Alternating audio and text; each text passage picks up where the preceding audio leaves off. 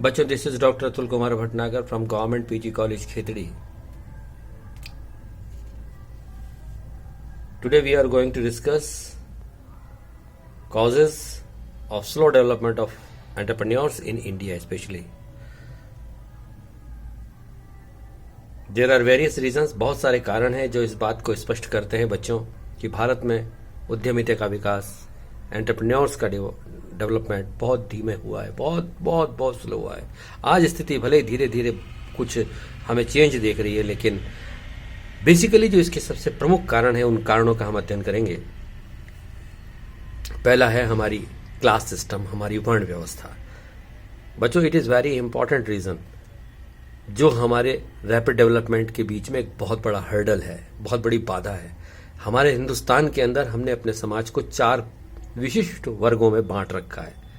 ब्राह्मण हैं, क्षत्रिय हैं, वैश्य हैं और शूद्र हैं. दीज 4 क्लासेस, ये 4 बड़ी बड़ी क्लासेस हैं.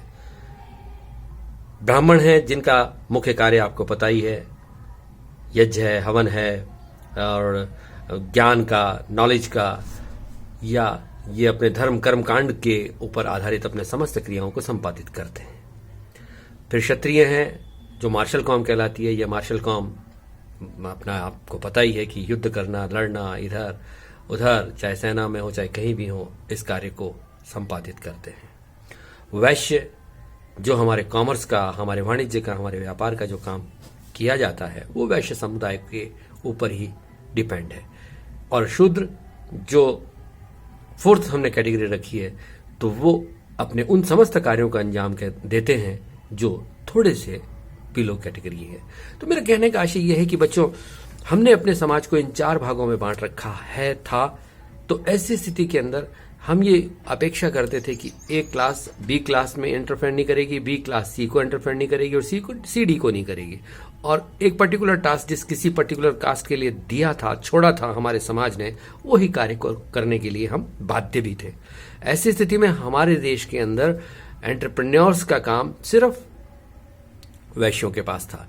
अब ये बात निश्चित रूप से स्पष्ट है बच्चों कि समुदाय विशेष में जब कार्य बढ़ जाता है तो उसका डेवलपमेंट कलेक्टिव रूप से यदि होता तो डेवलपमेंट ज्यादा होता. लेकिन चूंकि हमने एक क्लास को ये काम दे रखा है कि वैश्य समुदाय ही जो है व्यापार का, ट्रेड का या कॉमर्स का काम करेगा, तो in that situation we can say कि हिंदुस्तान में जो रैपिड डेवलपमेंट होना चाहिए था, वो सिर्फ इसी कारण से नहीं हो पाया क्योंकि हमने अपने सिस्टम को, हमने अपनी व्यवस्था को जो है कैटेगराइज किया हुआ था, वर्ण व्यवस्था में बांटा हुआ था. इसके बाद आता है सेकेंड इंपॉर्टेंट कॉज, उसको हम कहते हैं कि वंशानुगत व्यवसाय परंपरा.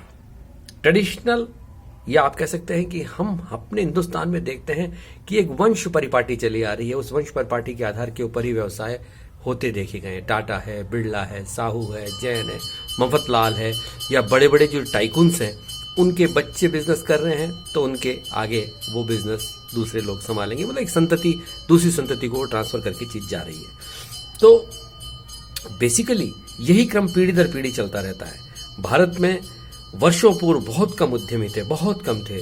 तो ऐसी स्थिति में हमें उद्यमिता का अवसर नहीं मिला.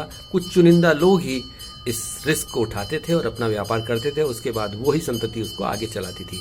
तो this is the second important reason जो इस बात को स्पष्ट रूप से व्याख्यात करता है कि हम अपना विकास उतनी तेजी से नहीं कर पाए जितना कि हमें करना चाहिए था.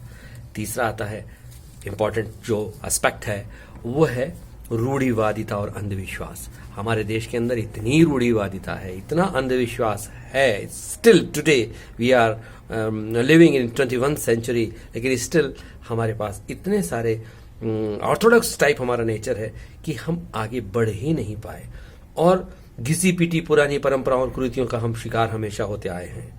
तो कहने का आशय यह है कि जो न्यू टेक्निक्स हैं, न्यू डायमेंशंस हैं, न्यू आइडियाज हैं, न्यू विजन्स हैं, जिन्हें हमें अडॉप्ट कर लेना चाहिए था आज से 20, 30, 40 साल, 50 साल बाद पहले, अब हम आज स्टार्ट कर रहे हैं उसे.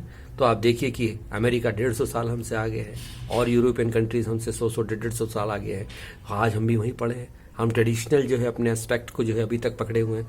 तो this is another very important task जो इस बात को स्पष्ट कर रहा है कि यदि हम थोड़े से ब्रॉड माइंडेड होते तो आज हमारा बिजनेस का एक्सपेंशन ज़्यादा बेटर हुआ होता. साहस की भावना का अभाव, अगला एक इंपॉर्टेंट टास्क आता है कि हमारे पास साहस की जो भावना है उसका अभाव रहा है। हमने रिस्क कभी उठाने की सोची ही नहीं। हमने अपनी पूंजी को छुपा करके दुल्हन की तरह रखा, कभी उसको इन्वेस्ट नहीं किया, कभी उसको लगाया नहीं। तो ये भी एक कारण रहा कि हम इस तरीके से अपना विकास नहीं कर पाए जितना कि तेजी से हमारा होना चाहिए था। बाकी पॉइंट्स हम आगे देखते हैं बच्चों।